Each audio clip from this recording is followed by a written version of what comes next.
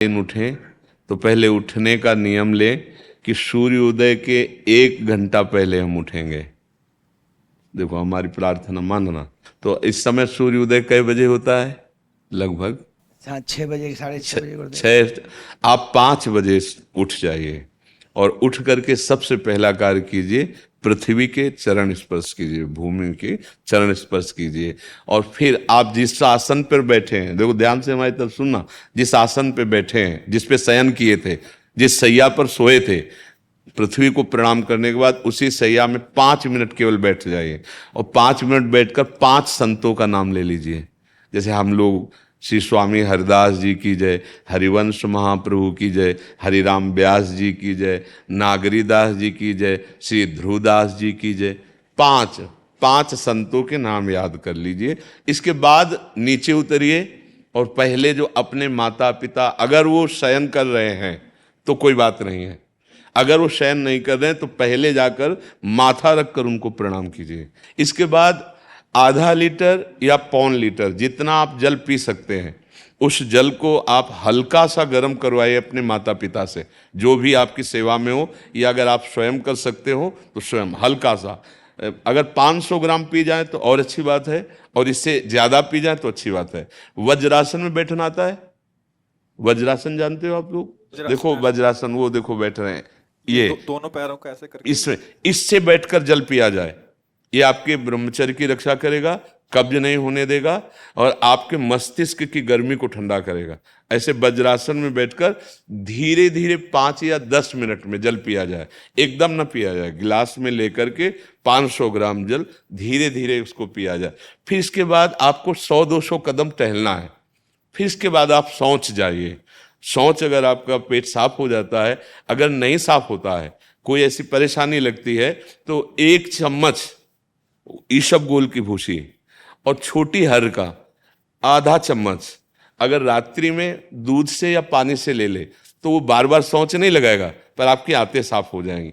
शौच जाने के बाद स्नान करें और फिर तुरंत, अगर आपको व्यायाम आता है तो करे, नहीं तो सीधा सरल बात होती है, 20 बार बैठ जाए बैठक और 10 बार लेटने वाली दंड। और इसके बाद जो अनुलोम विलोम, जो इससे खींचे इसे छोड़ दे, इससे खींचे इसे छोड़ दे, इसके बाद दोनों हाथ ऐसे करके 7 बार ऐसे करे, सीधा खींचे और सीधा छोड़ दे। इतना ही तुम्हारे लिए प्राणायाम की आवश्यकता है। अब अपनी दिनचर्या में लग जा। जो पढ़ाई का कार्य दिया गया है, आगे तुम्हें और भजन की बात हम नहीं कह रहे, जो पढ़ाई का कार्य दिया गया है वो भगवान की ही पूजा है। आपकी दिनचर्या जो आपको अपने गुरुजी या टीचर जी को जाके प्रमाणित करनी है, कल जो पढ़ाई गई थी आज के लिए, वो आप सुबह सुबह उस समय व्यायाम के बाद, तो आप देखना आपकी स्मृति बहुत प्रवीण हो जाएगी।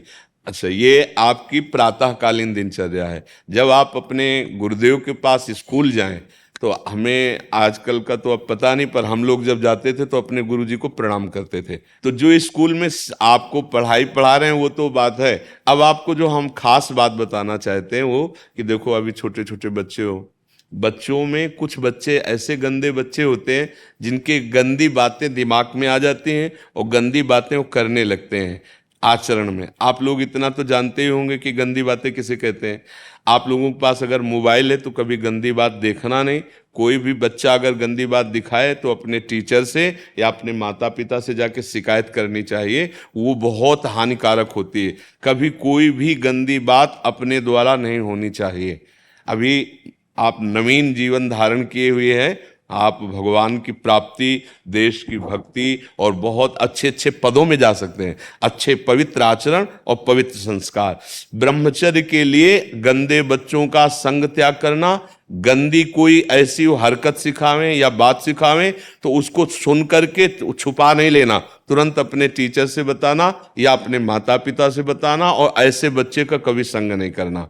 और रात्रि के सोते समय ये जरूर ध्यान देने वाली विशेष बात है, रात्रि के सोते समय जो भगवान का नाम प्रिय, जैसे इन लोगों ने आप लोगों को बताया राधा वल्लभ श्री, तो सोते समय बस प्रार्थना करो कि हे प्रभु, आज दिन हमारा जो भी गलती हुई हो वो हमको आप प्रार्थना करते हैं कि आप हमें समझाओ क्या हमसे गलती हुई।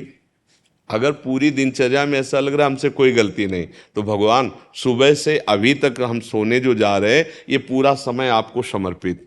आप देखना इसका फल देखना, एक तपस्वी की तपस्या का जो फल होता है ना उसका ये फल मिलेगा। और सोते समय बस राधा वल्लभ श्री हरिवंश, राधा वल्लभ श्री हरिवंश, इधर उधर ना सोचते हुए, ना मोबाइल देखते हुए, ना कोई गंदी बात मन में, और चुपचाप सो जाइए। और जब फिर सुबह उठे तो फिर ऐसी दिनचर्या